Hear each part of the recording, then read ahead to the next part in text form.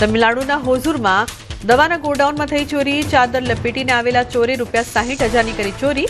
ઘટના સીસીટીવીમાં કેદ થઈ. પોલીસે ગુનો નોંધી વધુ તપાસ હાથ ધરી.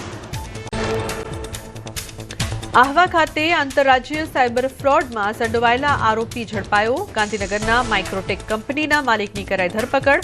પોલીસે આરોપીના 3 દિવસના રિમાન્ડ મેળવ્યા. સુરેન્દ્રનગરના ખારા ઘોડા રણમાં કમોસમી વરસાદને લીધે અગરિયાઓને હાલાકી. અગરિયાઓના પાટા ધોવાઈ જતા મીઠાના ઉત્પાદનમાં આવી શકે છે 25% ઘટાડો. ભારે નુકસાન સામે સરકાર તાત્કાલિક સહાય જાહેર કરે તેવી અગરિયાઓની માંગ. ફરીથી પાટા બનાવવાનો ખર્ચ આવતા અગરિયાઓની સ્થિતિ બની કફોડી. દર વર્ષે થતા 11 થી 12 લાખ મેટ્રિક ટન મીઠાનું ઉત્પાદન ઘટીને 9 થી 10 લાખ મેટ્રિક ટન પર પહોંચે તેવી શક્યતા. સહાય નહીં મળે તો મીઠાનો વ્યવસાય છોડવો પડે તેવી સ્થિતિ.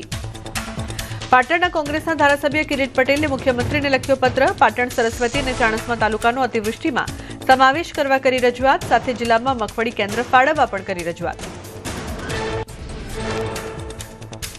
સુરતમાં 5 વર્ષીય બાળક પર શ્વાને કર્યો હુમલો. સચિનમાં 4 જેટલા શ્વાને બાળકને ફાડી નાખ્યો. બાળકના શરીરના ભાગ પર 50 થી વધુ ગંભીર ઇજા. બાળકને ગંભીર હાલતમાં સિવિલ ખસેડાયો. મધ્યપ્રદેશના પન્ના ટાઈગર રિઝર્વમાં હાથી અનારકલીએ ઇતિહાસ સર્જ્યો. 57 વર્ષની ઉંમરે 2 બચ્ચાઓને જન્મ આપ્યો. સામાન્ય રીતે હાથીઓ એક જ બચ્ચાને આપે છે જન્મ. ઉત્તર પ્રદેશના બુલંદ શહેરમાં હાઈવે પર આંખલા યુદ્ધ. હાઈવે પર આંખલા યુદ્ધથી અફરાતફરી મચી. હાઈવે પરથી પસાર થતા વાહન ચાલકોમાં દહેશત ફેલાઈ. આંખલાના આતંકનો વિડીયો સોશિયલ મીડિયામાં વાયરલ. પંચમહાલના ઘોગંબા શહેરમાં દીપડાની લટાર જોવા મળી. બિરસા મુંડા ચોકડી પર રાતે દીપડાના આટાફેરા નજરે પડ્યા. મુખ્ય બજારથી થોડે દૂર દીપડો દેખાતા સ્થાનિકોમાં ફેલાયો ફફડાટ. દીપડાની લટારના સીસીટીવી વાયરલ થયા.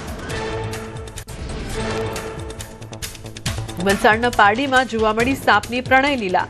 ફાર્મમાં 2 રસેલ વાઇપર સાપ પ્રણય લીલા કરતા જોવા મળ્યા. વન વિભાગ અને જીવદયા પ્રેમીની મદદથી સાપનું સુરક્ષિત રેસ્ક્યુ કરી જંગલ વિસ્તારમાં છોડાયા.